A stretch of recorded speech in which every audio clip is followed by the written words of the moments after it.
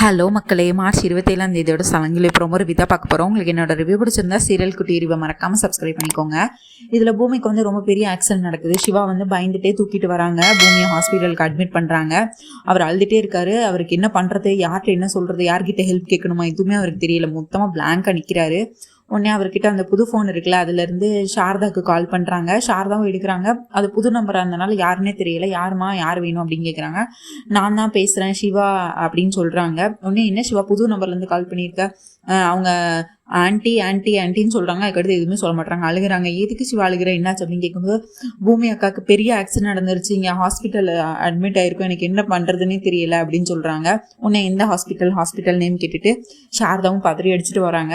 வந்தோன்னே பார்த்தா இவர் ஐசியூக்கு வெளியே உட்காந்து சிவா எங்கே அழுதுட்டு இருக்காரு. உடனே அதுக்கடுத்து என்னாச்சு சிவா, என்னாச்சு பூமிக்கு என்னாச்சு அப்படின்னு கேட்குறாங்க. இவங்க ரெண்டு பேரும் அந்த ஐசியூக்கு வெளியே இருந்து பார்க்குறாங்க கண்ணாடி வழியாக. பூமி வந்து ரொம்ப மோசமான நிலைமையில இருக்காங்க. அங்கே வந்து கான்ஷியஸ்லே இல்லை, அவங்களோட ரத்தம் நிறைய போயிடுச்சு. என்ன பண்ணுற, இது எப்படி காப்பாற்ற போகிறோன்னே தெரிலன்னு சொல்லிட்டு டாக்டர் பேசிகிட்டு இருக்காங்க உள்ள. வெளியே வந்தோன்னா டாக்டர்கிட்ட கேட்குறாங்க சாரதா என்னாச்சு அப்படின்னா, இல்லை அவங்களுக்கு ரொம்ப பிளட்டு வந்து ரொம்ப போயிருச்சு, அவங்க அன்கான்ஷியஸில் இருக்காங்க, அவங்க கண் முழிச்சாதான் இதனால எங்களால் சொல்ல முடியும், இப்படியே இருந்தாங்கன்னா கோமாக்கு போகிறது கூட வாய்ப்பு இருக்குது அப்படின்னு சொல்லிடுறாங்க. இதுக்கடுத்து கடவுள் தான் காப்பாற்றணும் அப்படிங்கிற மாதிரி சொல்லிட்டு போயிடுறாங்க டாக்டர். உடனே சாரதா வந்து திரும்ப அவங்களும் அழ ஆரம்பிச்சிடுறாங்க. உடனே கடவுள்கிட்ட போய் வேண்டுறாங்க.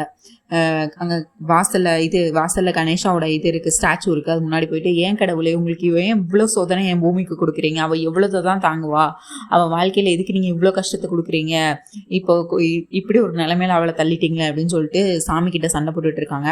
இதெல்லாம் நடக்கும்போது சிவா வந்து பூமியை தூக்கிட்டு வரும்போது, ஹாஸ்பிட்டல் தூக்கிட்டு வரும்போது ஒரு குட்டி பாப்பா இருப்பாள்.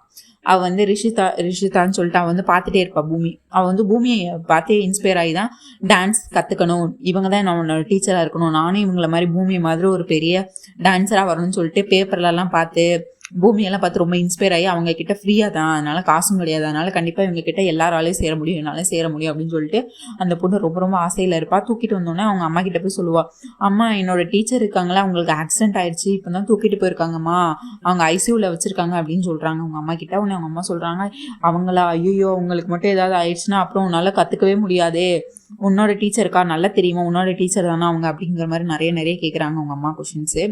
அவங்களுக்கு எதுவும் ஆகக்கூடாதுமா, நானும் கடவுளை வேண்டிக்கிறேன், நீங்களும் வேண்டிக்கோங்கன்னு சொல்லிட்டு அவங்க அதுக்கடுத்து திரும்ப அவங்க அம்மா கிட்ட பேசிட்டு திரும்ப ஓடி வராங்க. இவங்க வந்து ஆல்ரெடி சாரதா வந்து அந்த பிள்ளையார் ஸ்டாச்சு பக்கத்தில் தான் நின்றுட்டு இருக்காங்க. சிவாவும் சாரதாவும்.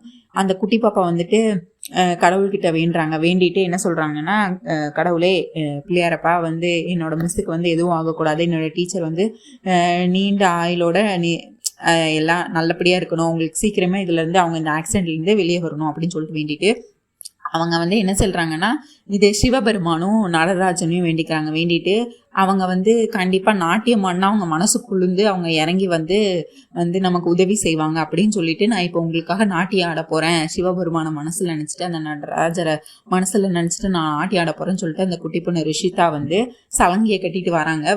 வந்து டான்ஸ், ஒரு பெரிய டான்ஸ் ஆடுறாங்க. அந்த பரதநாட்டியம், அவங்களுக்கு தெரிஞ்ச பரதநாட்டியம் ரொம்ப அழகாகவே ஆடினா அப்படின்னா இவங்க இப்படி ஆடிக்கிட்டு இருக்கும்போது சாரதாவும் பார்த்து அழுதுட்டு இருக்காங்க, சிவாவும் பார்த்து அழுதுட்டு இருக்காரு. இந்த நேரத்தில் கரெக்டாக அந்த பொண்ணு ஆடின கொஞ்ச நேரத்துலேயே ககனம் வந்துடுறாரு ஹாஸ்பிட்டலுக்கு. ககனம் வந்து அப்படி வியப்பை பார்த்துட்டே இருக்காரு, எதுக்கு இந்த பொண்ணு ஆடுறா அப்படின்னு சொல்லிட்டு. அதுக்கடுத்து அந்த ஹாஸ்பிட்டலில் இருக்க மத்தாள் வந்து பேசிகிட்டு இருக்காங்க, பாரு அந்த பொண்ணு டீச்சருக்காக டான்ஸ் எல்லாம் ஆடுறா, டீச்சர் வந்து கண்ணு முழிக்கணுங்கிறதுக்காக அந்த பொண்ணு இப்படி நாட்டியம் ஆடிக்கிட்டு இருக்கா அப்படின்னு சொல்கிறாங்க. இது வந்து ககன் காதில் விழுகுது.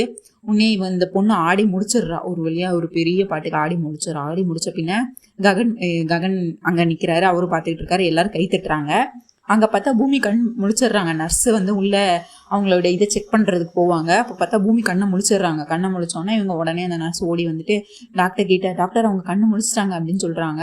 உடனே சாரதா வந்து அந்த குட்டி பொண்ணை பிடிச்சிட்டு, இந்த கடவுள் வந்து உனக்காக மட்டும்தான் இப்போ கண்ணை திறந்திருக்காரு, உனக்காக தான் உன்னோட டீச்சர் உயிரை காப்பாற்றி இப்போது கோமாவில் போயிருக்க வேண்டியவளை நீ பிரார்த்தனை பண்ணி நீ இந்த டான்ஸ் ஆடினனால தான் வந்து அவங்க உங்கள் டீச்சர் கண்ணை முழிச்சிருக்காங்க, நான் உனக்கு தான் நன்றி சொல்லணும் அப்படின்னு சொல்லிட்டு நீ உடனே வா, நான் பூமிக்கு நான் உன்னை இன்ட்ரடியூஸ் பண்ணி வைக்கிறேன் வா அப்படின்னு சொல்லி கூட்டிகிட்டு போகிறாங்க. இவங்க சாரதா வந்து ஐசியூ ரூம்குள்ளே வந்து அந்த குட்டி பாப்பா, அதுக்கு பின்னாடியே சிவாவும் போகிறாரு, அதுக்கு பின்னாடியே ககனும் போகிறாரு. உடனே பூமி அப்போ தான் லைட்டாக கண்ணு முழிச்சிட்டு இருக்காங்க. உடனே இவங்க சாரதா வந்து, பூமி நீ கண் முழிச்சதுக்கு காரணம் இந்த ஒரு பொண்ணு தான், அப்படின்னு சொல்லிட்டு ரிஷிதாவை பற்றி இன்ட்ரடியூஸ் பண்ணுறாங்க. அந்த பொண்ணு எப்படி டான்ஸ் ஆடிச்சு, நீ வந்து கோமாவில் போயிருப்பேன்னு அந்த டாக்டர் சொன்னாங்க. ரிஷிதா தான் வந்து நாட்டியம் ஆடி அந்த நடராஜர் மனசை குளிர வச்சு உன் உயிரை மீட்டி கொண்டு வந்திருக்கா. இவ உன்னைய பார்த்து இன்ஸ்பயர் ஆகி உன்கிட்ட டான்ஸ் கற்றுக்கணும்னு வந்திருக்கா. நீ அவளை கைவிட்டுறாத, நீ அவளுக்கு உனக்கு தெரிஞ்சதெல்லாம் நீ சொல்லிக் கொடுக்கணும் அப்படின்னு சொல்லிட்டு அவங்க வந்து இது பண்ணுறாங்க. உன்னை ரிஷிதா நீ யாருமா அப்படின்னு சொல்லிட்டு அவங்க உன் பேர் என்ன அப்படின்னு கேட்கும்போது ரிஷிதா உன் பேருக்கு அர்த்தம் தெரியுமா அப்படின்னு கேட்குறாங்க. உடனே அவங்க வந்து ஒரு அர்த்தம் சொல்கிறாங்க. இல்லை அது மட்டும் அர்த்தம் இல்லை அப்படின்னு சொல்லிட்டு பூமியும் இன்னும் நீ ஆசைப்பட்ட அந்த கடவுள் எல்லாமே கொடுப்பாரு அப்படிங்கிற மாதிரி ஒரு அர்த்தத்தோட ஒன்று சொல்கிறாங்க. ஒன்று ரிஷிதாவும் ரொம்ப ஹாப்பி ஆயிடுறாங்க. நானும் உங்களை மாதிரி வருங்காலத்தில் பெரிய நாட்டியம் இதுவாக ஆடுவேன், அதுக்கடுத்து நான் ஸ்டேஜிலலாம் ஆடுவேன் அப்படிங்கிற மாதிரி சொல்கிறாங்க. உடனே உனக்கு ஆயுஷும் உனக்கு நல்லபடியாக ஆயுசு இருக்கட்டும், நீ வருங்காலத்தில் நல்லபடியாக வருவேன் அப்படிங்கிற மாதிரி அந்த பொண்ணெல்லாம் வாழ்த்துறாங்க. உடனே ரிஷிதா சொல்கிறா, இல்லை என் அம்மா என்னை தேடுவாங்க, அவங்களும் ஹாஸ்பிட்டலில் வந்திருக்காங்க, அவங்க என்னை தேடுவாங்க, நான் இப்போதைக்கு போயிட்டு வரேன் டீச்சர் அப்படிங்கிற மாதிரி அவங்க சொல்லிட்டு அங்கேருந்து போயிடுவாங்க. உடனே ககன் இருந்துட்டு அவங்க வீட்டுக்கெல்லாம் இன்ஃபார்ம் பண்ணியாச்சு, நம்ம இனிமேல் இங்கே இருக்க தேவையில்ல, வாங்க போகலாம் அப்படின்னு சொல்லிட்டு ககன் வந்து பூமியை பார்க்காம, பூமிக்கிட்ட ஒரு வார்த்தை கூட ககன் பேசியிருக்க மாட்டார். ஆனால் அவங்க பார்ப்பாரு, ஆனால் திரும்பிப்பார். இப்படி தான் நடக்கும். பூமி வந்து ககனை பார்த்துட்டே இருப்பாங்க, ஆனால் ககன் வந்து கண்டுக்கவே மாட்டார். இவங்க சாரதா வந்து சரிம்மா, அதுக்கடுத்து ககன் வந்து சொல்லுவார், இந்த மாதிரி அவங்க வீட்டுக்கு நான் சொல்லியாச்சு, அவங்க வீட்டில் வருவாங்க, நம்ம இனிமேல் இங்கே இருக்க தேவையில்லை, நம்ம போகலாம் அப்படின்னு சொல்லிடுவார். உடனே சாரதா வந்துட்டு ஹாஸ்பிட்டலில் இருந்து வரேன்னு சொல்லக்கூடாதுமா, அதனால நான் கிளம்புறேன் அப்படிங்கிற மாதிரி சொல்லிடுவாங்க. சிவா வந்து அக்கா நீ நல்லபடியாக உடம்ப பார்த்துக்கோக்கா, நான் பத்திரமா இருக்கா, இனிமேல் ஜாக்கிரதையாக இருக்கா அப்படின்னு சொல்லிட்டு அவனும் அந்த இடத்துக்கு கிளம்பிடுவான். உடனே இவங்க ககன் வந்து வாசலில் வந்துடுவான். வந்தோடனே இங்கே ஹாஸ்பிட்டலில் விட்டே வெளியே வந்துடுவான். வந்ததுக்கு அப்புறம் சாரதா வந்து அவனை பிடிச்சிட்டு சோபா சந்திரா பற்றி பேசுவாங்க.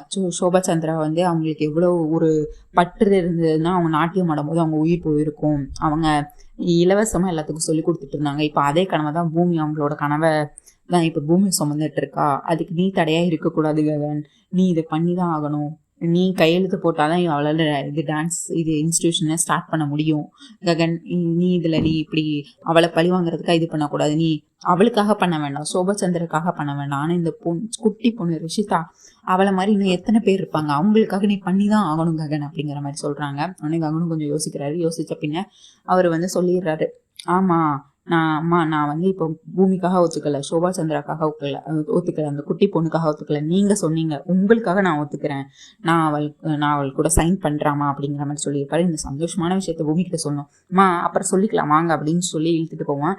நீ விட்டுட்டா அப்படின்னு சொல்லிட்டு உடனே ஓடி போய் சாரதா போய் பூமிக்கிட்ட போய் உனக்கு ஒரு குட் நியூஸ்மா அப்படின்னு சொல்லுவாங்க. என்னதுன்னா இந்த மாதிரி ககன் ஒத்துக்கிட்டாமா, ககன் வந்து அந்த நீ டான்ஸ் இன்ஸ்டியூஷன் ஸ்டார்ட் பண்ணுறதுக்கு அவன் கண்டிப்பாக கையெழுத்து போடுவான், ஒத்துப்பான், அவன் வருவான் அப்படிங்கிற மாதிரி சொல்லிடுவாங்க.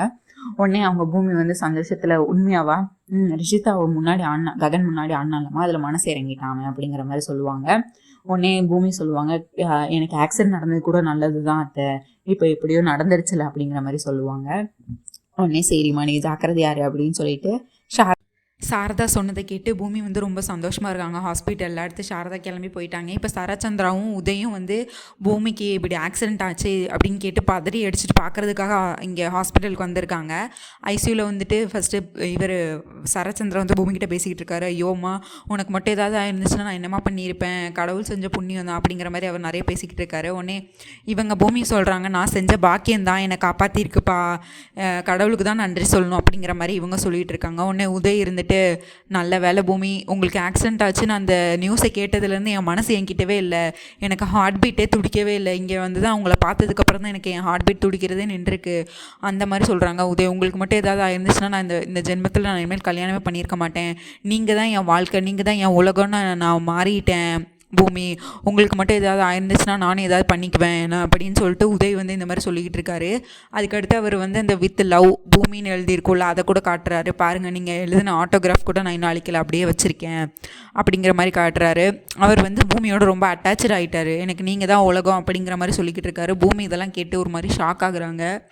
ஐயோ நம்ம ககனை தான் காதலிக்கிறோம், ஆனால் இவர் இப்படி சொல்கிறாருங்கிற மாதிரி அவர் யோசிச்சுக்கிட்டு இருக்காங்க. உடனே இவங்கெல்லாம் இப்படி பேசிகிட்டு இருக்கும்போது சரச்சந்திரா சொல்கிறாரு, பாருமா உதய்க்கு உன் மேலே எவ்வளோ அக்கறை எவ்வளோ பாசம்னு சொல்லிட்டு, நீ ரொம்ப கொடுத்து வச்சவ பூமி அப்படிங்கிற மாதிரி சொல்லிகிட்டு இருக்காங்க. உடனே இவங்க அமைதியாகிடுறாங்க, எல்லாருமே அமைதியாகிடுறாங்க, 3 பேருமே பேசலை. இப்போ பூமி இருந்துட்டு, அப்பா நாளைக்கு நான் டான்ஸ் அகாடமி ஓப்பன் பண்ண போகிறேன்ப்பா அப்படின்னு சொல்கிறாங்க. உடனே இவங்க வந்து சரச்சந்திரன் வந்து பூமி கையை பிடிச்சா பேசிகிட்டு இருப்பாங்க. உடனே பூமி இதை சொன்னோன்னா படக்குன்னு கையை விட்டுருவாங்க. சரச்சந்திரா வந்து பூமி கையை விட்டுருவாங்க. அது நடக்காது, இது நடக்க நான் ஒத்துக்கவே மாட்டேன், இது என்றைக்குமே நடக்காதுமா, இதில் நீ ஆசையே படாத அப்படிங்கிற மாதிரி சொல்கிறாரு. அது எனக்கு துளி கூட விருப்பம் இல்லைம்மா அப்படிங்கிற மாதிரி சொல்கிறாங்க. அப்பா ப்ளீஸ் அப்படிங்கிற மாதிரி அவங்களும் அழுகுறாங்க பூமி. ஆனாலும் சரச்சந்திரா வந்து ஒத்துக்கவே இல்லை.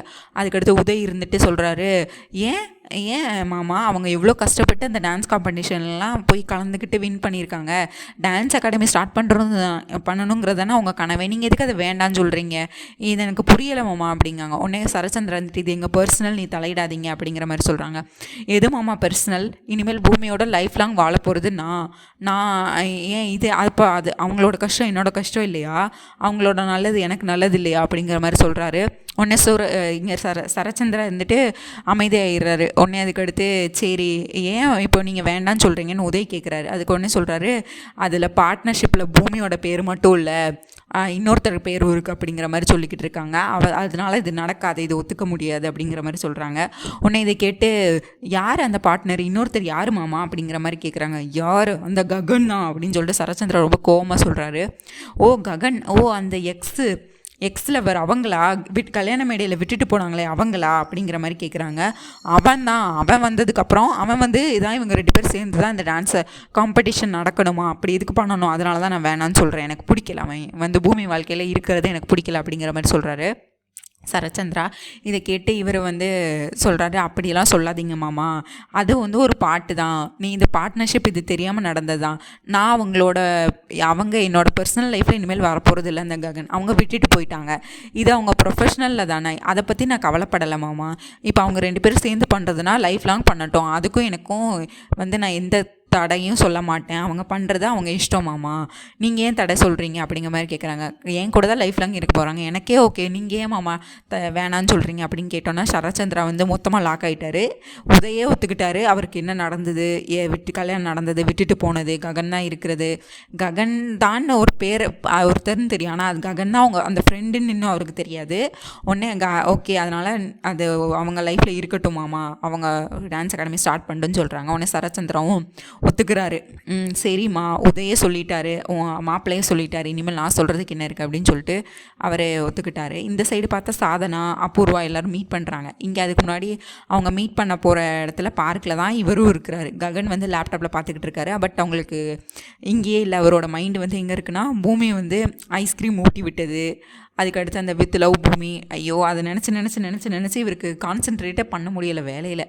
அப்புறம் பார்த்தா அவர் இவங்களோட பூமியோட நினைவு மாதிரி வருது.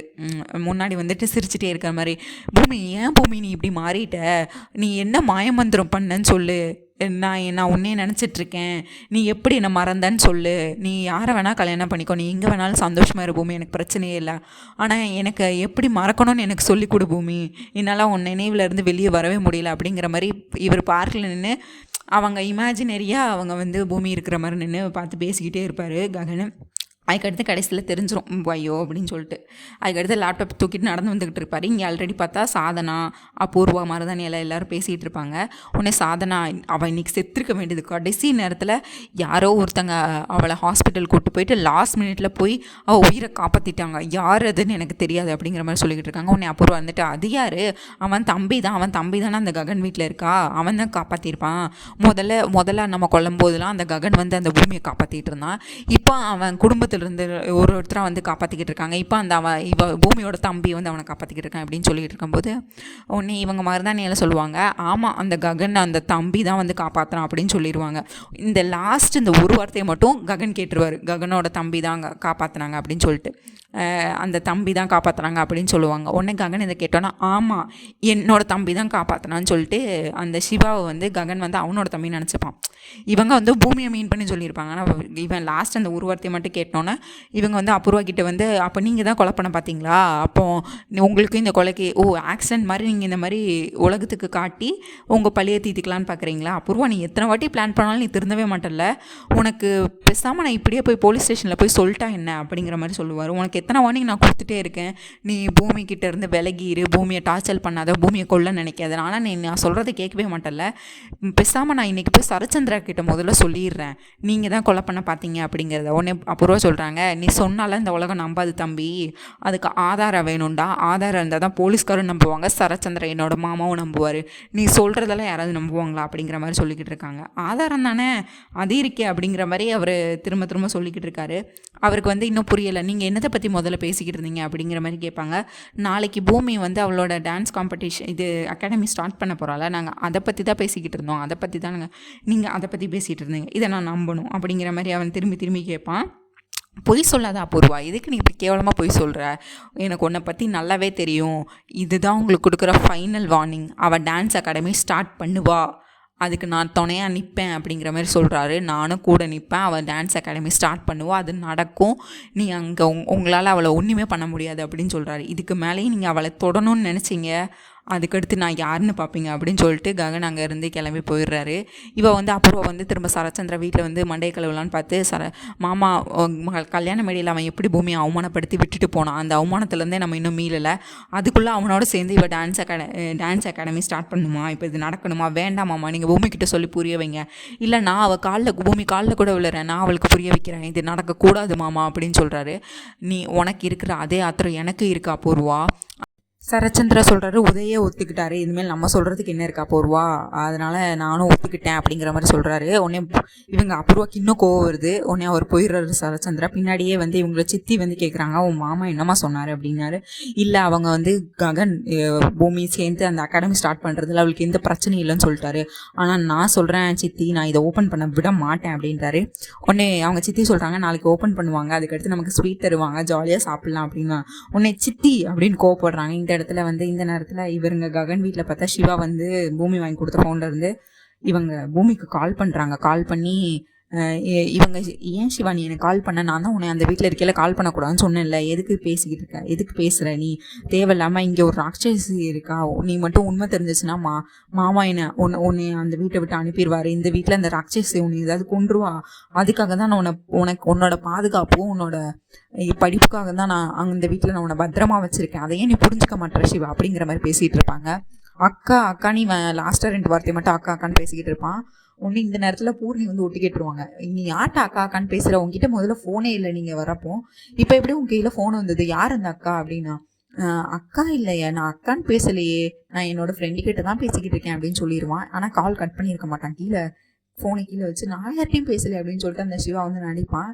பூர்ணி கண்டுபிடிச்சிருவாங்க, ஏய் இப்போ நீ உண்மையை சொல்ல போறியா, இல்லை நான் என் அண்ணன்கிட்ட சொல்கிறேன், உன்னோட நடவடிக்கை எதுவும் சரியில்லை, நீ யாருன்னு முதல்ல நான் கண்டுபிடிக்கிறேன் அப்படிங்கிற மாதிரி பூர்ணி கோவப்பட்டு போயிடுவாங்க. இதுக்கு அடுத்து நாளைக்கு மாட்டிப்பாரா, பூமி கிட்ட தான் பேசினாங்கன்னு தெரிஞ்சிருமா, இல்லை என்ன நடக்கும், நீங்கள் என்ன நினைக்கிறீங்கன்னு கமெண்ட்ஸில் மறக்காமல் சொல்லுங்கள். உங்கள் தாட்ஸ் என்னன்னு கமெண்ட்ஸில் சொல்லுங்கள். மறக்காமல் சீரியல் குட்டி ரிவ்யூ சப்ஸ்கிரைப் பண்ணிக்கோங்க. தேங்க்யூ மக்களே, நன்றி, நாளை சந்திப்போம், பை பாய்.